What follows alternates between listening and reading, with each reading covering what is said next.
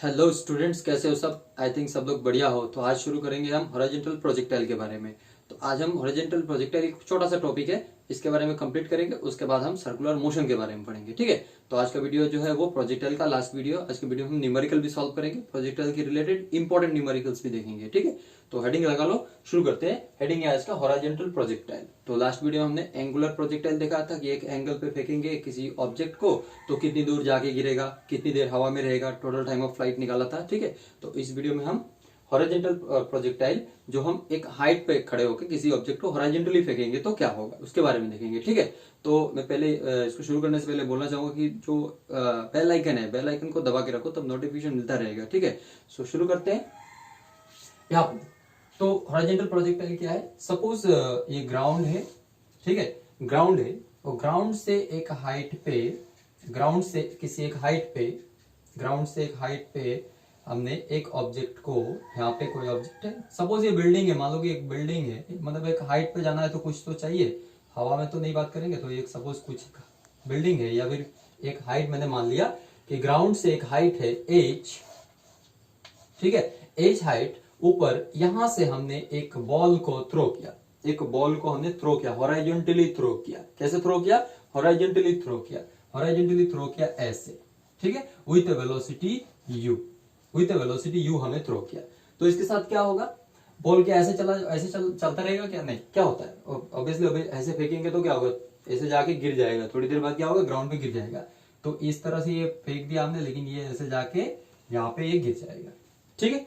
अब यहाँ पे समझना है कि क्या क्या होगा। यहाँ पे हम समझेंगे, निकालेंगे कि यहाँ से यहाँ तक जाने में ये जो रास्ता लिया है, इसका रास्ता कैसा होगा। जैसे लास्ट वीडियो में हमने देखा था कि रास्ता तो पैराबोलिक था, तो इसमें भी क्या होगा, पैराबोलिक होगा कि नहीं, वो देखेंगे। उसके बाद देखेंगे कि यहाँ से यहाँ तक आने में उसको टाइम कितना लगा, मतलब टोटल टाइम ऑफ फ्लाइट निकालेंगे। फिर यहाँ से ये बॉल जहां गिरा है, यहां से इसके डिस्टेंस निकालेंगे, इसको हम हॉरिजॉन्टल रेंज बोलेंगे, ठीक है। ये यहीं से इसी के बेस, इसी के टॉप से फेंका है ना, तो इसके बेस से इसका डिस्टेंस जो है, हॉरिजॉन्टल डिस्टेंस जो है, इसको हम निकालेंगे। सो देखते हैं एक एक करके। तो ध्यान से देखो, यहाँ पे ध्यान से देखो, हमने बॉल को कैसे थ्रो किया, हॉरिजॉन्टली थ्रो किया, हॉरिजॉन्टली थ्रो किया। अगर मैं इसको ऐसे ऐसे डिवाइड कर दूं, देखो ध्यान से, ठीक है, इसको ऐसे डिवाइड कर दूं, तो इसको मैंने एक्स एक्सिस मान लिया, इसको मैंने एक्स एक्सिस मान लिया, इसको वाई एक्सिस मान लिया, ठीक है। ड्रॉ नहीं करना, बस समझना है। ड्रॉ सिर्फ इसको करना है, ये एक्स एक्सिस वाई एक्सिस समझाने के लिए कर रहा हूं। तो हमने इसको एक्स एक्सिस मान लिया, इसको वाई एक्सिस, मतलब हॉरिजॉन्टल को एक्स एक्सिस मान लिया, वर्टिकल को वाई एक्सिस मान लिया, ठीक है। अब हमने बॉल को थ्रो किया विद वेलोसिटी, हॉरिजॉन्टल वेलोसिटी, मतलब एक्स डायरेक्शन में हमने एक वेलोसिटी दिया है u। सो ये वेलोसिटी क्या है, इन एक्स डायरेक्शन में, वेलोसिटी इन एक्स डायरेक्शन, ठीक है। अब ध्यान से देखो, यहाँ पे सोचो कि कोई भी एयर नहीं है, हवा नहीं है, कुछ भी नहीं है, हवा नहीं है, कुछ नहीं है, कुछ रोकने वाला कोई नहीं है, ठीक है। मतलब तो हम क्या, हॉरिजॉन्टल वेलोसिटी अगर दिया है, हमने एक वेलोसिटी से थ्रो कर दिया, तो अब बॉल को कोई रोक नहीं रहा है। मतलब ये बॉल जब यहां से यहाँ पे आ जाएगा, बॉल ऐसे ऐसे यहाँ पे आएगा, तो यहाँ पे उसका वेलोसिटी क्या होगा, हॉरिजॉन्टल वेलोसिटी वही यही होगा, u होगा, ठीक है ना। यहाँ पे भी जब आएगा तो उसका हॉरिजॉन्टल वेलोसिटी क्या होगा, u होगा, क्योंकि u रिमेन्स कांस्टेंट। ये जो हॉरिजॉन्टल वेलोसिटी जो हमने दिया है, ये तो हमने एक बार दे के छोड़ दिया, अब इसको कोई रोकने वाला भी नहीं है। We are neglecting air resistance. If we neglect air resistance then this horizontal component remains same. ये जो हॉरिजॉन्टल वेलोसिटी है वो क्या रहेगा, सेम रहेगा। लेकिन अब देखो, यहाँ पे हमने नीचे की तरफ बॉल को तो ड्रॉप नहीं किया, तो एट दिस पॉइंट यहाँ पे जो वेलोसिटी इन वाई डायरेक्शन है, वेलोसिटी इन वाई डायरेक्शन, ध्यान से देखो, यहाँ पे वेलोसिटी इन वाई डायरेक्शन क्या होगा, 0 होगा। इस जगह पे वेलोसिटी इन वाई डायरेक्शन क्या होगा, 0 होगा, क्योंकि हमने तो बॉल को नीचे नहीं फेंका, हमने सिर्फ हॉरिजॉन्टली फेंका। हॉरिजॉन्टली हमने u वेलोसिटी दिया, तो वर्टिकली जो नीचे की तरफ वेलोसिटी है वो कितना होगा, 0 होगा। लेकिन जैसे ही बॉल आगे की तरफ आया, यहाँ पे आया, तो यहाँ पे आने के बाद उसको कैसे आया, बॉल क्या एक ही लाइन में था, नहीं, नीचे की तरफ। नीचे कैसे आया, ऑब्वियसली कुछ उसका वेलोसिटी है नीचे की तरफ, तभी आया। तो यहाँ पे एक वेलोसिटी होगा नीचे की तरफ, vy मान लिया हमने। यहाँ पे भी वही होगा, वेलोसिटी क्या होगा, इधर होगा vy, ठीक है। मतलब इसका ध्यान से देखो, तो बॉल जो जा रहा है, तो ये किसके अंडर में मूव कर रहा है, दो वेलोसिटीज के अंडर में मूव कर रहा है। इनिशियली उसके पास एक ही वेलोसिटी था, लेकिन जैसे ही उसको हमने रिलीज कर दिया, जैसे उसको रिलीज कर दिया, उसके पास दो वेलोसिटी आ गया। एक तो हमने जो दिया था वो तो कांस्टेंट रहेगा। क्यों कांस्टेंट रहेगा, क्योंकि कोई एयर वर नहीं है वहां पे, रोकने वाला कोई नहीं है। तो बोला वेलोसिटी तो कांस्टेंट है, लेकिन वो नीचे भी गिर रहा है, नीचे गिर रहा है, वो एक वेलोसिटी से गिर रहा है। वो कौन सा वेलोसिटी? वाई डायरेक्शन में वेलोसिटी है। अब ये वाई डायरेक्शन में जो गिर रहा है, वाई डायरेक्शन में वेलोसिटी क्या है? वाई डायरेक्शन में हवा नहीं है तो क्या हुआ? वाई डायरेक्शन में ग्रेविटी तो है ना। वाई डायरेक्शन में क्या है? ग्रेविटी है, तो ग्रेविटी उसको खींच रहा है, मतलब उसके वेलोसिटी को चेंज कर रहा है। सो वाई डायरेक्शन का जो वेलोसिटी है वो चेंज हो रहा है, लेकिन एक्स डायरेक्शन का वेलोसिटी चेंज नहीं हो रहा है।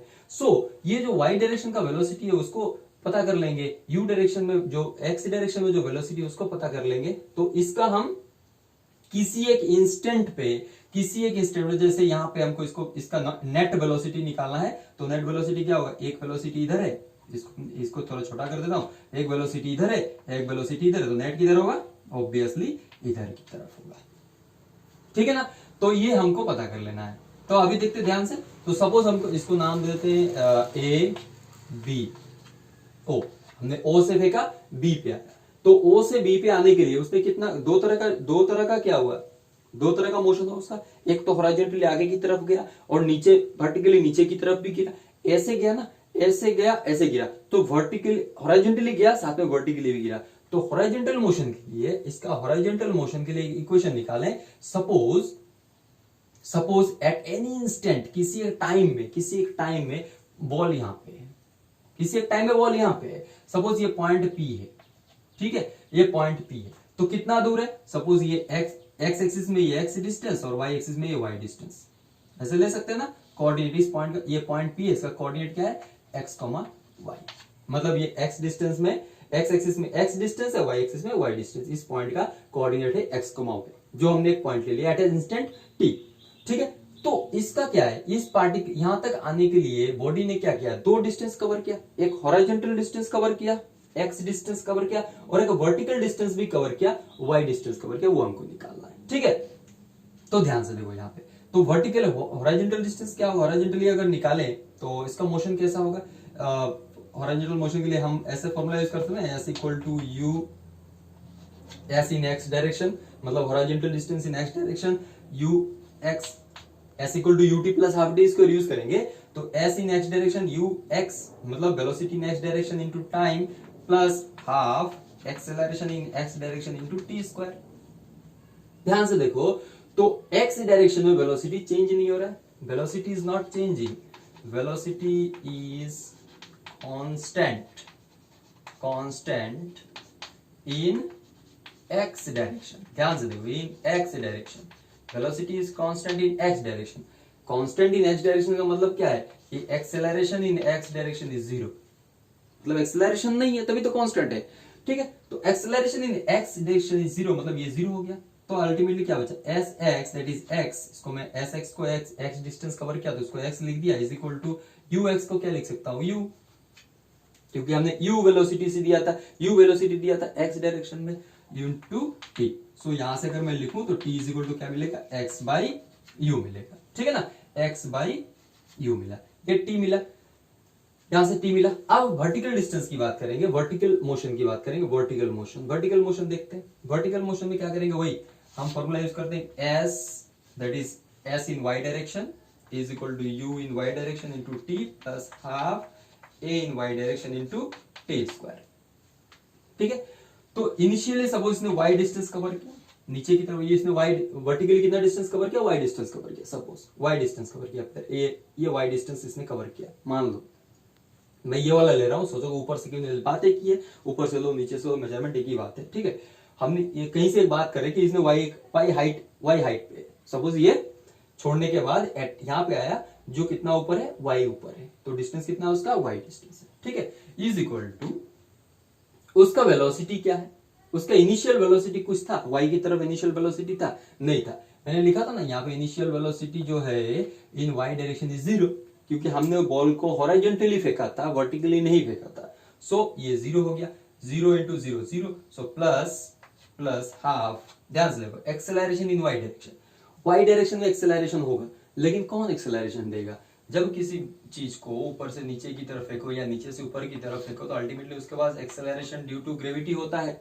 एक्सेलरेशन जी अर्थ उसको खींचता है ना, एक एक्सेलरेशन से, एक acceleration due to gravity G. तो एक चीज याद रखना है, जब भी कभी acceleration due to gravity, body चाहे ऊपर जा रहा हो चाहे ऊपर जा रहा हो या नीचे आ रहा हो, एक्सेलरेशन जो है, एक्सेलरेशन ड्यू टू ग्रेविटी हमें नेगेटिव लेना है। ठीक है, यह याद रखना, ये चीज याद रखना कि जब बॉल कोई भी ऑब्जेक्ट चाहे ऊपर जा रहा है चाहे नीचे आ रहा है, एक्सेलरेशन ड्यू टू ग्रेविटी हमें हमेशा क्या लेना है, माइनस लेना है। ठीक है, तो एक्सेलरेशन ड्यू टू, ये एक्सेलरेशन इन वाई डायरेक्शन मतलब नीचे की तरफ एक्सेलरेशन है। कौन एक्सेलरेशन कर रहा है, ग्रेविटी यहाँ पे। तो एक्सेलरेशन इन वाई डायरेक्शन को हम क्या लिख सकते हैं, जी लिख सकते हैं, लेकिन क्या लिख सकते हैं, माइनस जी लिखना पड़ेगा। ठीक है, ठीक है, अब ध्यान से देखो यहाँ पे, सो y इज इक्वल टू, हम क्या लिख सकते हैं, minus half G T square, minus half G T square. अब इसको यहाँ पे पुट कर दे तो क्या मिलेगा हमको, ध्यान से देखो, यहां से क्या मिल सकता है, t that is y is equal to x by U, तो y is equal to half है, माइनस हाफ g, और t का वैल्यू क्या है, t का वैल्यू क्या है, x by U, X square by U square हो जाएगा। और ये इक्वेशन कैसा है, ध्यान से देखो, ये इक्वेशन कैसा है, ये इक्वेशन कैसा है, एक पैराबोला का इक्वेशन हो गया, क्योंकि यहाँ पे ये हाफ जी और u तो कांस्टेंट है, ये हाफ जी और u तो कांस्टेंट है, तो y प्रोपोर्शनल टू क्या हुआ, y proportional to X square. और इस तरह का इक्वेशन मैंने बताया था ना, इस तरह का इक्वेशन अगर है तो क्या है, वो पैराबोलिक इक्वेशन है। Hence the path of projectile is parabolic। ठीक है, पैराबोलिक, ये पैराबोलिक पाथ होगा इसका, इतना समझ में आ गया। तो अब बात करते हैं, यहां से इसका पाथ समझ में आ गया कि ये एग्जाम में ये नहीं पूछता है कि प्रोजेक्टाइल का पाथ निकाल कर दिखो, नहीं, यहाँ पे सिर्फ न्यूमेरिकल आता है, सिर्फ कंसेप्ट लेना है, कंसेप्ट की बात करेंगे। तो हमने देख लिया कि इसका पाथ जो है वो क्या है, एक पैराबोलिक पाथ है। अब बात करेंगे कि यहां से यहां तक आने में इसको टाइम कितना लगेगा। ठीक है, तो देख लेते हैं, इसको मैं रब कर दूं, नोट कर लेना। ठीक है, पोज करके नोट कर दो, न्यूमेरिकल एक करेंगे, बाद में देखना एकदम क्लियर हो जाएगा पूरा का पूरा। ठीक है, सो टाइम ऑफ फ्लाइट, अब यहां से यहां तक ओ से बी तक आने में उसको टाइम कितना लगेगा। तो अगर मैं बात करूं, यहाँ पे फॉर्मूला यूज करते हैं हम, S equal to U T plus half A T square. ठीक है, तो O से B आने में क्या हो रहा है, वो वर्टिकली सोचो, क्योंकि O से B क्या है, नीचे है ना, O से B क्या है, वर्टिकली। तो वर्टिकली अगर हम बात करें तो S Y U Y A Y T square. ठीक है, एस वाई O से B का जो डिस्टेंस, वर्टिकल डिस्टेंस, वो कितना है, h।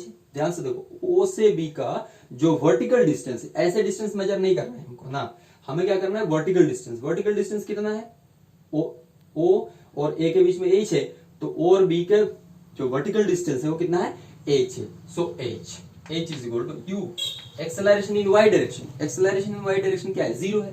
सो 0, ये कितना होगा, a half minus G T square.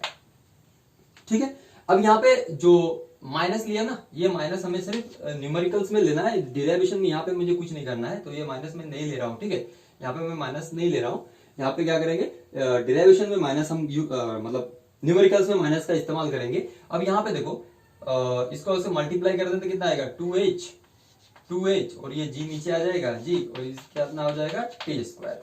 So t is equal to 2h by G root over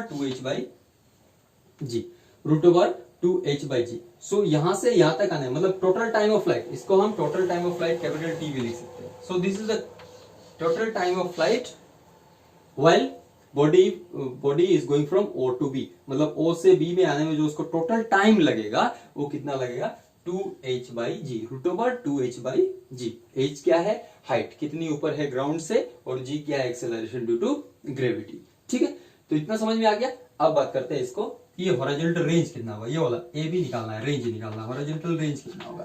तो हॉरिजॉन्टल रेंज के लिए क्या करना पड़ेगा, एक्स डायरेक्शन निकालना पड़ेगा।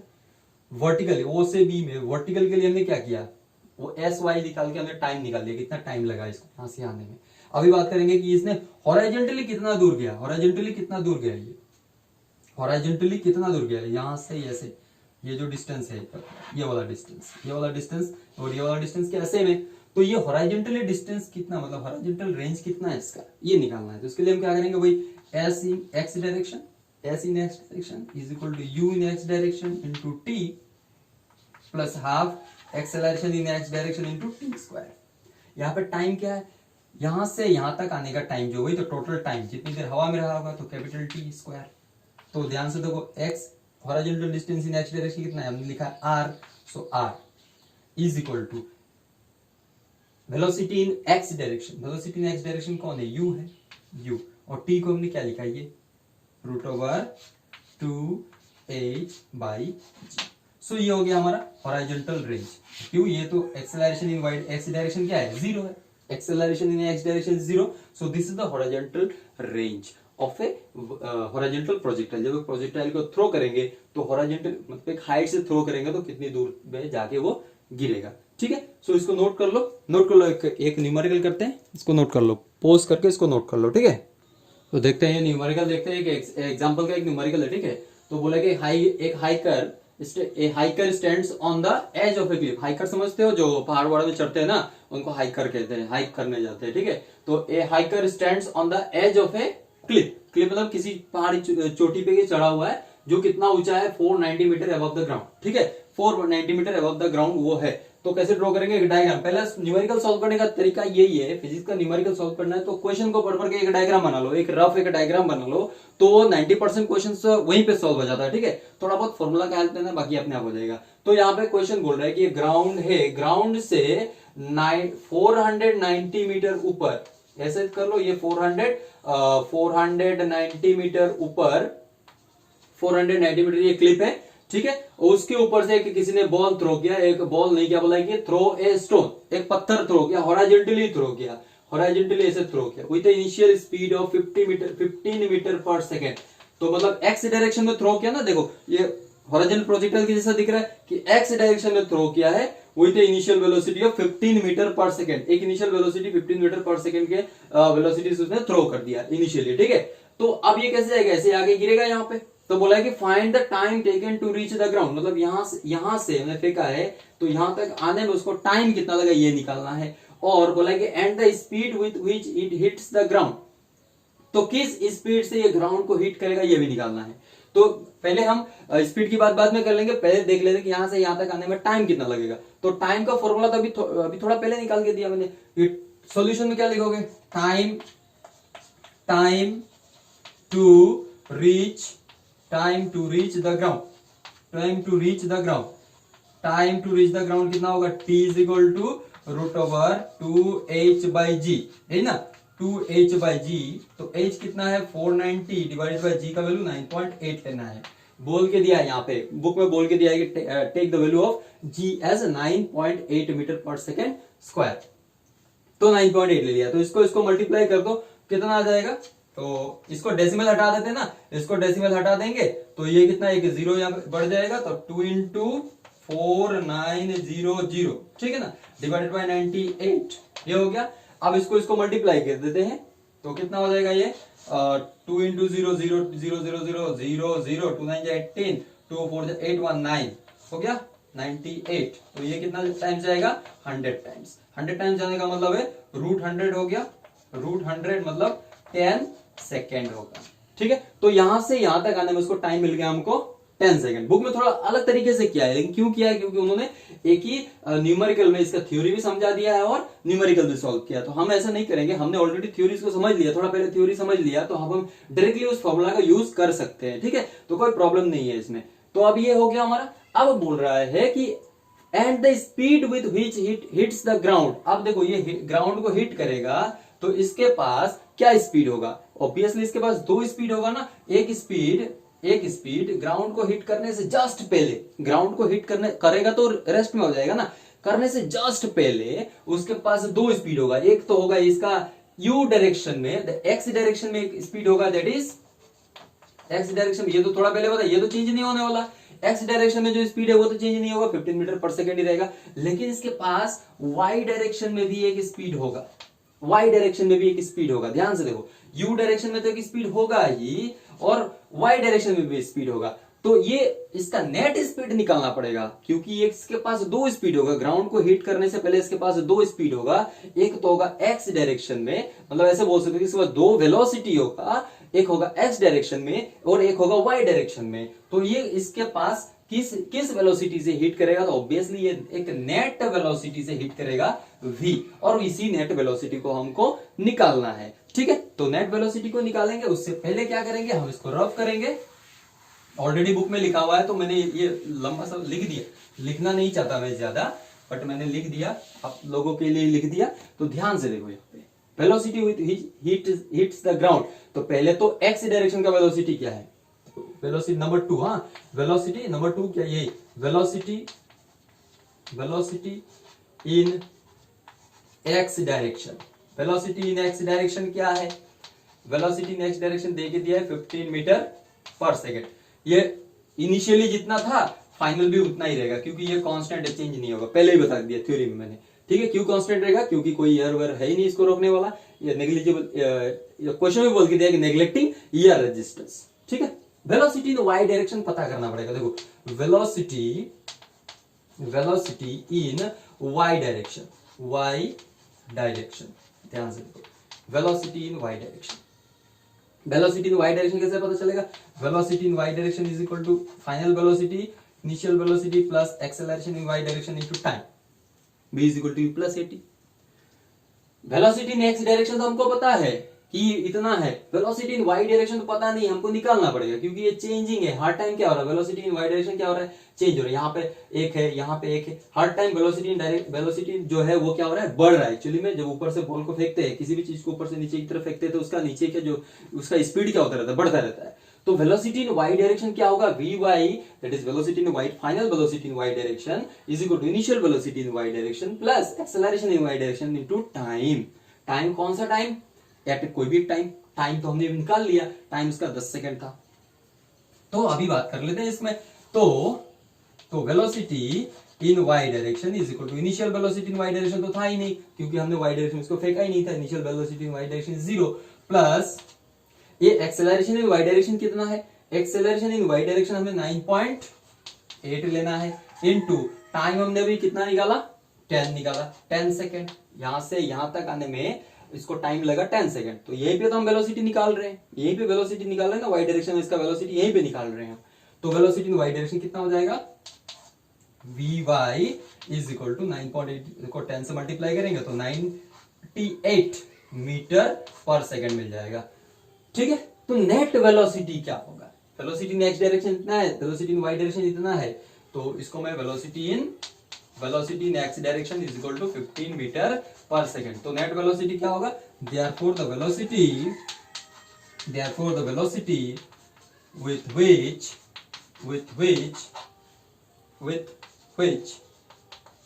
it hits the ground, hits बोला, हिट्स लिखा नहीं, हिट्स द ग्राउंड क्या होगा, v नेट वेलोसिटी है ना। तो दो वेक्टर, ध्यान देखो, ध्यान से देखो, ये एक वेक्टर है और ये एक वेक्टर है, तो इसका रिजल्टेंट क्या होता था, ये होता था। और रिजल्टेंट कैसे निकालते थे, थोड़ा हमने पहले जब वेक्टर में पढ़ा था, जब अगर नहीं पता यहाँ पे देखो थोड़ा कंफ्यूजन हो रहा है तो पीछे जाके वीडियोस में देख लेना है, इस वीडियो में नहीं, मतलब दूसरे वीडियो में देख लेना है कि हमने कैसे ट्रायंगल लॉ और पैरेललोग्राम लॉ का यूज करके वेक्टर को ऐड किया था। तो ये एक वेक्टर है, ये एक वेक्टर है, तो टोटल वेक्टर मतलब नेट वेक्टर क्या, नेट वेलोसिटी क्या होगा, ये वाला होगा, और ये कितना होगा, root over velocity in x direction का square, velocity in y direction का स्क्वायर प्लस यहाँ पे देखो, यहाँ पे मैंने बोला था कि लेना है माइनस, ठीक है ना, माइनस लेना है ना, तो माइनस ही लेंगे। ठीक है, माइनस लेना है तो माइनस ही लेंगे, क्योंकि नेगेटिव नीचे की तरफ जो भी आएगा उसको क्या लेंगे, माइनस लेंगे। तो यहाँ पे मैंने एक्सेलरेशन इन y डायरेक्शन क्या बोला था, न्यूमेरिकल्स में हमें माइनस लेना है, तो माइनस ले लिया, तो वेलोसिटी इन y डायरेक्शन कितना आया, -98 आया। ठीक है, बुक में नहीं लिया होगा लेकिन कोई प्रॉब्लम नहीं है, ये से लेना है, ये कॉन्सेप्ट है। यहाँ पे क्यों बता रहा हूँ, क्योंकि बड़े बड़े न्यूमेरिकल्स, बहुत टफ न्यूमेरिकल्स करोगे तो इसी चीज में फंस जाता है आदमी। ठीक है, बुक्स में एनसीईआरटी में ये सब बातें नहीं बता देता है, एनसीईआरटी में हर बात तो नहीं बता के देगा ना, तो कुछ मैं बता देता हूँ जिसको आपको यूज करना है। तो अब यहाँ पे क्या करना है, a square plus B square plus 2ab cos theta. cos theta क्या है, एंगल बिटवीन टू वेक्टर्स, यहाँ पे एंगल बिटवीन टू वेक्टर्स कितना है, 90, तो cos 90 आएगा 0, तो ये वाला टर्म जो है वो लास्ट का टर्म जो है वो नहीं रहेगा, 2ab वाला टर्म मतलब 2vx square vx vy cos 90 degree वो वाला नहीं रहेगा। तो vx का वैल्यू पुट करो, कितना है, vx का वैल्यू 15 उसका स्क्वायर प्लस 98 प्लस ये माइनस 98 है ना, उसका स्क्वायर करेंगे कितना आएगा, प्लस 98 का स्क्वायर आएगा, यही तो प्लस 98 स्क्वायर। बात तो एक ही है, माइनस है इसको स्क्वायर करेंगे तो क्या आएगा, प्लस आएगा। ठीक है, तो 15 स्क्वायर का 225, 98 स्क्वायर दोनों को ऐड करके सॉल्व करोगे तो आपको मिलेगा 99.1 metre per second, approximately 99 metre per second मिलेगा। ठीक है, तो कैसे करना है कुछ भी तो इसको लास्ट वीडियोस में मैंने बता दिया कैसे रूट निकालना है। तो 15 का स्क्वायर कर दो 225 आएगा, प्लस 98 का स्क्वायर कर दो, मल्टीप्लाई करके दोनों को ऐड करो तो स्क्वायर रूट जब निकालोगे तो 99 पॉइंट अप्रोक्सीमेटली 99 ही आता है, 99 मीटर पर सेकंड की क्या उसका नेट वेलोसिटी आता है, नेट स्पीड आता है बोल सकते हैं यहाँ पे, क्योंकि मैग्नीट्यूड निकाल रहे हैं। तो नेट स्पीड इतना होगा जिससे वो हिट करेगा इसको। ठीक है, तो इसको नोट कर लो, बुक की तरह मैं नहीं करता हूँ, मैं थोड़ा अलग करता हूँ। ठीक है, ठीक है, अभी और एक क्वेश्चन करते हैं। ठीक है, अभी और एक क्वेश्चन करते हैं। क्वेश्चन है देखो यहाँ पे कि prove that the maximum horizontal range is 4 times the maximum height.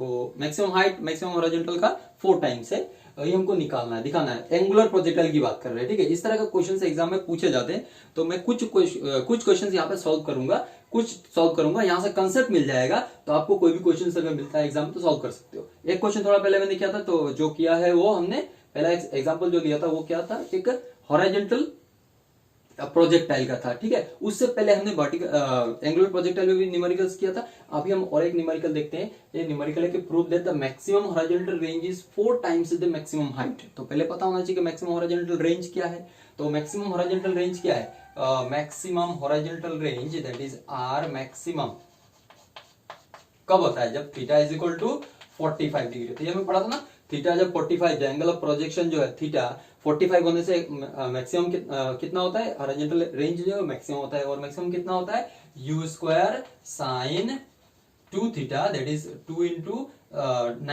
2 theta का मतलब 90 हो जाएगा डिवाइडेड बाई g। ये तो होता है u square sine 2 theta by g, ये तो फॉर्मूला है। तो अल्टीमेटली क्या मिलता था, u square by g।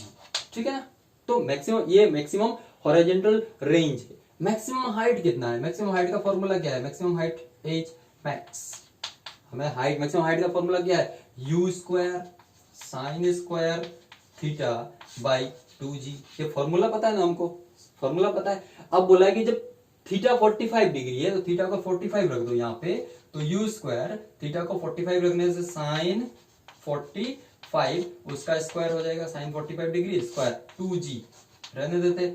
u square sign 45 को वैल्यू कितना होता है, 1/√2 होता है ना, 1/√2 स्क्वायर डिवाइडेड बाई 2g।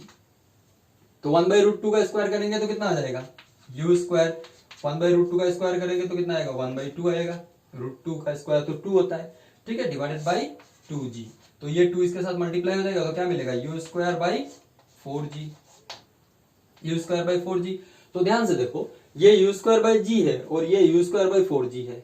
तो मतलब क्या है, मतलब ये है, इसको ऐसे भी लिख सकते हैं ना, u square by g into 1/4। कोई दिक्कत है, कोई दिक्कत नहीं है। u square by g into 1/4, u square by g क्या है, r maximum into 1/4।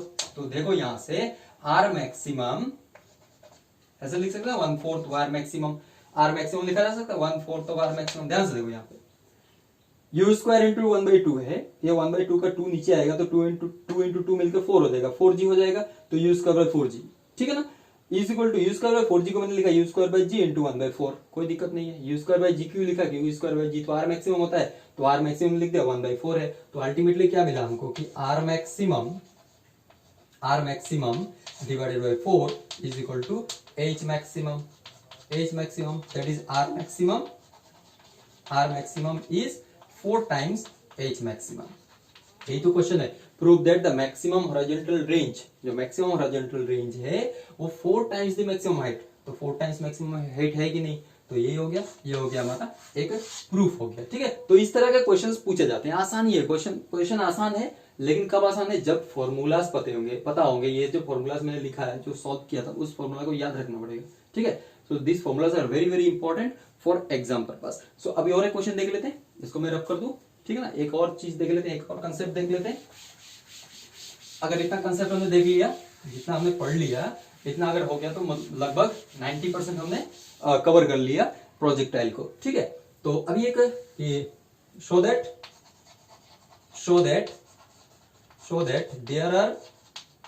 There are two angles of projection angles of projection दिखाई दे रहा है ना, दिखाई दे रहा है कि नहीं, दिख रहा है, हाँ। तो show that there are two angles of projection for which horizontal range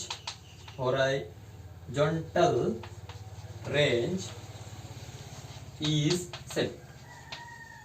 same, ठीक है ना। तो ऐसे एक क्वेश्चन है ये कि ऐसा क्वेश्चन भी पूछता है, show that there are two angles of projection, ऐसा बताना है कि दो एंगल ऑफ प्रोजेक्शन है जिसके वजह से हॉरिजॉन्टल रेंज सेम होगा। सोचो कि सर क्या बोल रहे हैं कि दो एंगल ऑफ प्रोजेक्शन, हमने एक एंगल से फेंका तो एक 2 किलोमीटर गया, फिर और एक एंगल से फेंका तो क्या 2 किलोमीटर जाएगा, और पहले आपने बोला कि 45 डिग्री पे सबसे दूर जाता है तो 45 डिग्री पे जाएगा, नहीं ऐसा नहीं है।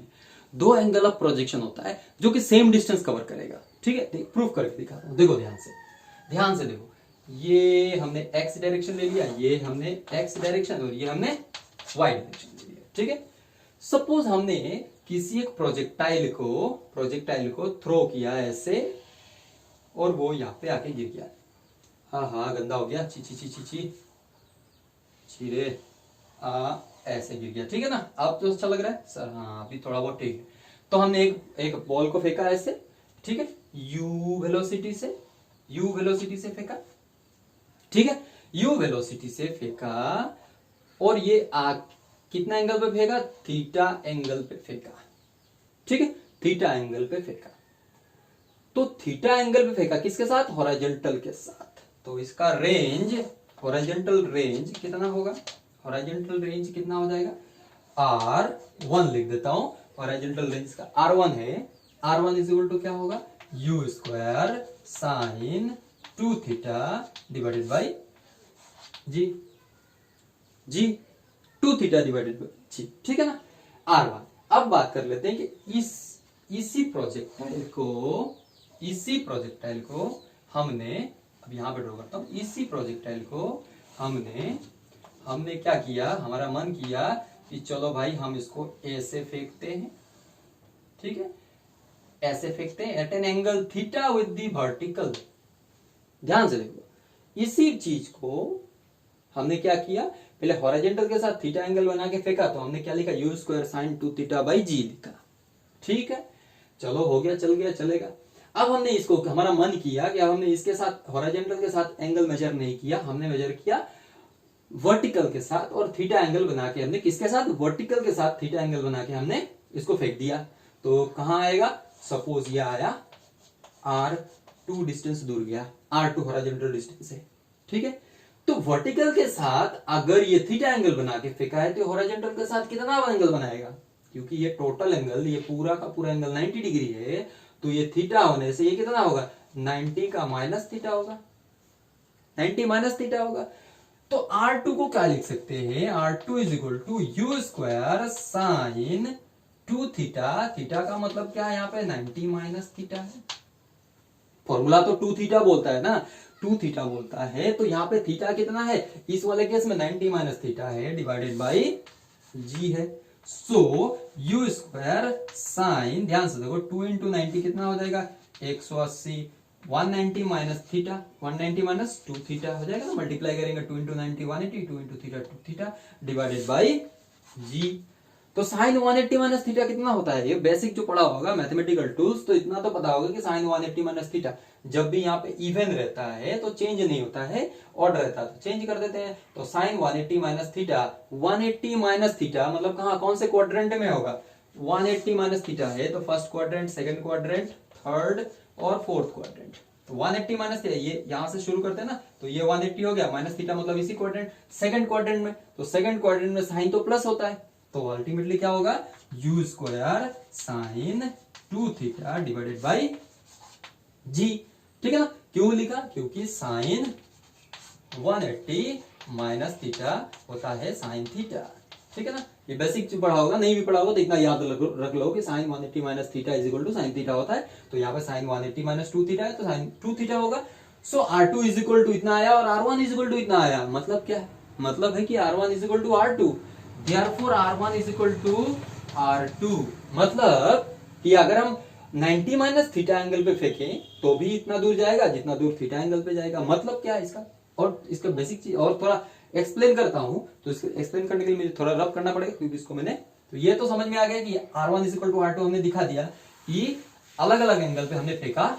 एक को हमने थीटा पे फेंका, लेकिन ऐसा भी नहीं कि हर एंगल पे हो जाएगा, किसी किसी एंगल पे हो जाएगा, नहीं। यहाँ पे कंडीशन क्या है कि एक को थीटा हॉरिजॉन्टल के साथ थीटा एंगल पे फेंका है, दूसरे को 90 माइनस थीटा पे फेंका है, तभी जाके सेम हाइट पे पहुंचा है, सेम हॉरिजॉन्टल डिस्टेंस पे पहुंचा है। ठीक है, मतलब क्या है कि अगर एक, इसका मतलब है कि अगर एक 60 डिग्री पे फेंका, हॉरिजॉन्टल के साथ 60 डिग्री पे फेंका और दूसरे को 30 डिग्री पे फेंका। ठीक है, एक बॉल ऐसे दिखाता हूं, देखो हमने एक ऐसे फेंका, सपोज इसने कितना एंगल बनाया, सपोज इसने 60 डिग्री एंगल बनाया। ठीक है, 60 डिग्री हॉरिजॉन्टल के साथ, तो यहां पे आया। दूसरा जो ये वाला है, ध्यान से देखो, ये 60 डिग्री है। कौन सा 60 डिग्री है, पूरा का पूरा 60 डिग्री है। 60 डिग्री पे इतना आया, इतना दूर गया, तो ये 30 डिग्री, ये वाला जो है ना, ये वाला ये 30 डिग्री बना रहा है इसके साथ, तो ये भी इतना दूर ही जाएगा। ठीक है, तो 60 प्लस 30 मतलब एक्चुअली में क्या है, दोनों एंगल का सम, यहाँ पे देखो एक थीटा है एक 90 माइनस थीटा, तो दोनों एंगल का सम कितना होना चाहिए, 90 डिग्री होना चाहिए, तभी हो पाएगा। ऐसा नहीं है कि एक हमने 27 डिग्री पे फेंका और एक 28 डिग्री पे फेंका तो सेम हाइट पे जाएगा, सेम हॉरिजॉन्टल रेंज पे जाएगा, नहीं जाएगा। तो कंडीशन ये है, यहाँ पे एक चीज निकल के आया। हाँ, यहाँ पे ये तो प्रूफ हो गया कि देयर आर टू एंगल्स, दो एंगल्स ऑफ प्रोजेक्शन है, लेकिन कौन से एंगल्स हैं जिन पे वो सेम हॉरिजॉन्टल डिस्टेंस कवर करेगा या हॉरिजॉन्टल रेंज सेम होगा, वो एंगल्स है जिनके सम कितना है, 90 डिग्री है। ऐसे एंगल्स नहीं होंगे, ऐसे एंगल्स होंगे तो नहीं होते, इन दोनों का सम 90 डिग्री नहीं हो रहा है। तो क्या क्या हो सकता है, या तो हो सकता है 60-30 का पेयर हो सकता है, मतलब एक 60 डिग्री एक 30 डिग्री, या एक 30 एक 60, या तो हो सकता है 45 का हो सकता है, या तो हो सकता है 70-20 का हो सकता है। ठीक है ना, 80-10 का हो सकता है। ठीक है, या फिर मान लो कितना 50-40 का हो सकता है। ठीक है ना, इस तरह के पेयर्स होंगे, इस तरह के दो एंगल्स होंगे, इस तरह के दो एंगल्स होंगे जो सेम हॉरिजॉन्टल डिस्टेंस पे बॉल को या फिर किसी ऑब्जेक्ट को ले जाकर गिराएंगे। जैसे फुटबॉलर है, फुटबॉल को लात से मारता है, तो कोई अगर 60 डिग्री पे मारता है तो वो जितना दूर जाएगा उतना ही दूसरा बंदा 30 डिग्री पे एंगल बना के मारेगा तो भी उतना ही दूर जाएगा। ठीक है, या फिर एक बंदा 45, एक बंदा 70 डिग्री पे मारता है, 70 डिग्री एंगल ग्राउंड के साथ 70 डिग्री एंगल बना के मारता है, और एक बंदा 20 डिग्री एंगल बना के मारता है, तो डिस्टेंस उसका हॉरिजॉन्टल डिस्टेंस जो है वो सेम रहेगा। ठीक है, so this is one of the concept related to projectile, angular projectile. Okay, so ये वीडियो में हमने इतना कर लिया। अभी मैं लास्ट में एक बात बोलूंगा कि अगर किसी ने अभी तक सब्सक्राइब नहीं किया तो एटलीस्ट सब्सक्राइब कर लो, क्योंकि हम बहुत जल्दी 1000 सब्सक्राइबर होने वाले हैं। ठीक है, सो बेल आइकन को जरूर दबा के रखना है ताकि हम को जो भी वीडियोस अपलोड करूं तो उसका नोटिफिकेशन मिल जाए, क्योंकि बहुत सारे मिस कर लेते हो ना, क्योंकि बहुत बिजी रहते हो पबजी खेलने में। सो ठीक है, थैंक यू फॉर वॉचिंग।